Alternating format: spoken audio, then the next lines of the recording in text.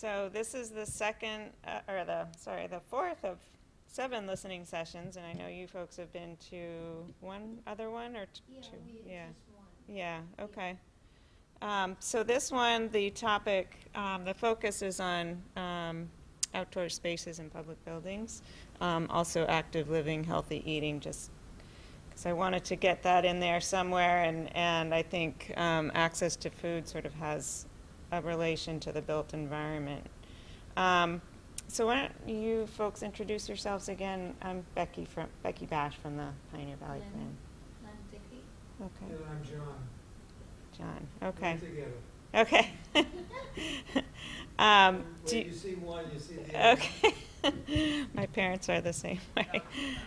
Um, so again, I'm going to do a presentation this time mostly on outdoor spaces and public buildings, and then we'll get some input from you on, how you think the town is doing and what changes need to happen.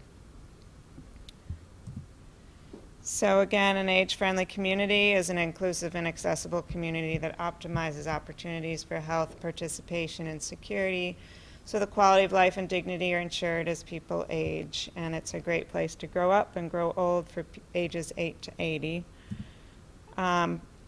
You've seen this before. This is the 8 domains of an age-friendly community, and tonight we are on the outdoor spaces and buildings petal of the flower.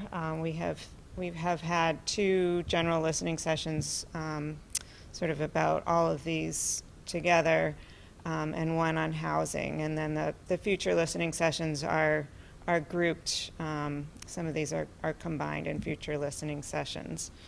So again, today is outdoor spaces in public buildings. The next one will be on Thursday, October 10th at 2 o'clock at the Senior Center. And that one's going to be on civic engagement, civic participation, employment, and social inclusion. So we've combined a few there. Then we'll get to community support and health services on the 22nd, and transportation, communication, and information on the 29th. So why plan for an aging population? As I've said before, the current population of West Springfield, the over 65 is about 15.3%, which is similar to the United States as a whole. And by 2030, it's expected that at least 20% of the population will be over 65. And by 2035, the number of children under 18 will exceed the number of adults over 65. In planning for an age-friendly community, we're also planning for a dementia-friendly community. And that's a community that's informed, safe, and respectful to foster quality of life for those living with dementia and their care partners. And we were just talking about that a little bit. So again, there's 10 sectors of a dementia-friendly community. And I just highlighted transportation, housing, and public spaces is one of them. So really designing parks and buildings for people with dementia, so with clear signage and a little less confusion and lights. And also emergency planning and first response is an area that we're going to be, one of my colleagues at the Regional Planning Agency is doing helping with the town with the Massachusetts Vulnerability Preparedness Program. So they'll get into that a little bit. The work plan for West Springfield this year, there's the Livable Community Survey was out, and I believe that's closed now. And then we're having a series of 7 listening sessions this fall. Then we'll be drafting a plan and have a final plan probably by the end of December. And for town staff, there's dementia-friendly training on the 18th. And again, the Municipal Vulnerability Preparedness Program planning is going on at the same time as this work. So there will be some overlap. So this segment's on outdoor spaces and buildings. So when we're talking about planning for age-friendly communities, We want to look at places to gather, both inside and out, green spaces, outdoor seating, accessible buildings, either with elevators or no-step entrances, railings, places that can really be enjoyed by people of all ages. We also want to look at sidewalks and road crossings, make sure there's ramps for people who are in wheelchairs or with strollers, or even people with strollers. And look at parks to make sure there's benches, smooth pathways for people in wheelchairs, and also that parks and sidewalks are safe and well lit. This is a resource that AARP puts out. It's called Creating Parks and Public Spaces for People of All Ages, and that's available on the AARP website. It's a really good resource, and I'm just going to present some of the highlights from that and then talk a little bit about some things we've done in West Springfield. So some of the benefits of parks and green spaces, improving physical health, so if people get out and walk, improve cardiovascular, blood pressure, reduce instances of obesity. There's mental health benefits if you have spaces where people can gather, and there's many studies that have been done. If you're out in nature, it reduces stress levels quite a bit. Parks create cleaner air and water through stormwater filtration, having grass and plantings to filter stormwater before it goes directly into waterways. And they also provide places to enhance community connection, so places where people can meet and places where you can hold events. Some strategies for parks and green spaces start with improving existing parks by offering programs for all ages and activities and programs year-round. Design for all and create comfortable places and parks for people from 8 to 80. So basically what IARP says is if you create a park that's great for someone who's 8 and someone who's 80, everyone in between is going to be happy as well. And connect people to parks. So make sure parks can be accessed by sidewalks and are within walking distance of where people live. There's an initiative throughout the country to have parks within 10 minutes of every home. So you want to make sure people can actually walk there and not have to be in traffic to get there. Improve access, so entrances and visibility of the parks, add outdoor furnishings and benches and umbrellas for shade, and then greenery and landscaping.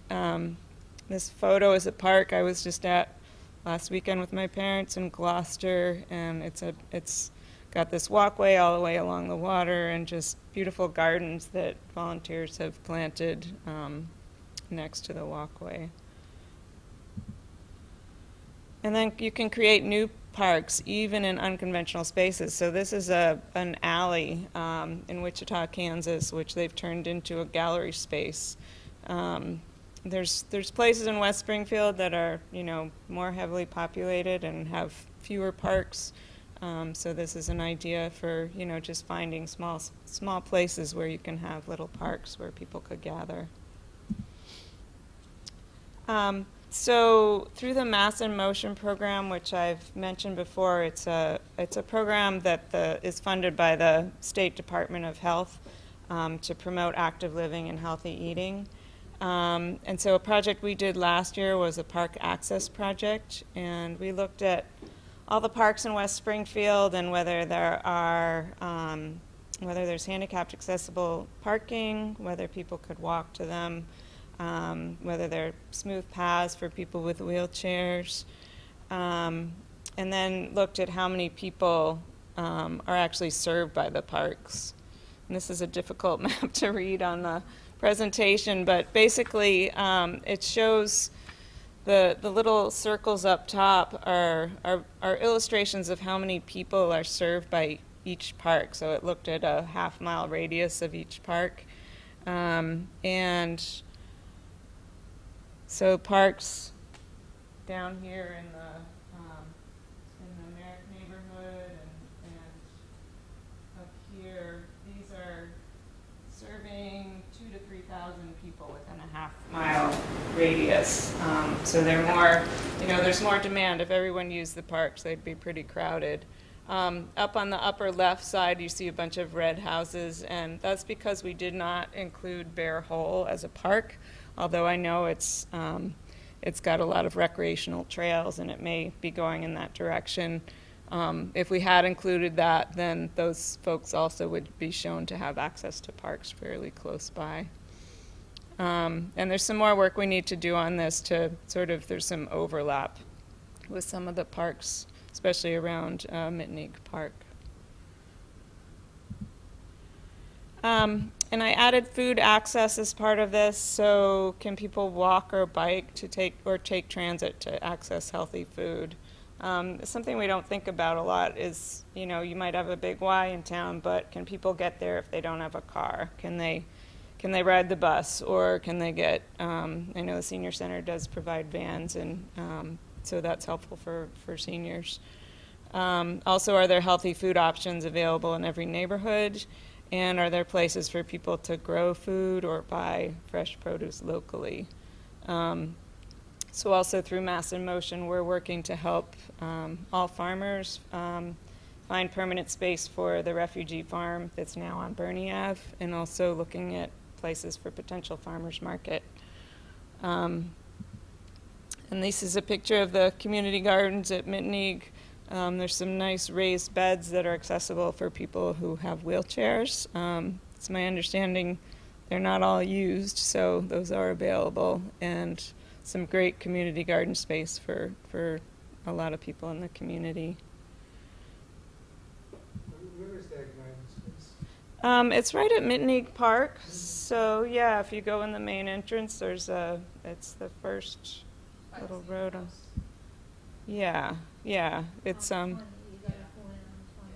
yeah, and they've got a nice picnic pavilion and watering. There's spigots for water at each garden plot, so it's a really great asset for the community. Is that a cost for the people in West Springfield? I think it's $25 maybe for the year.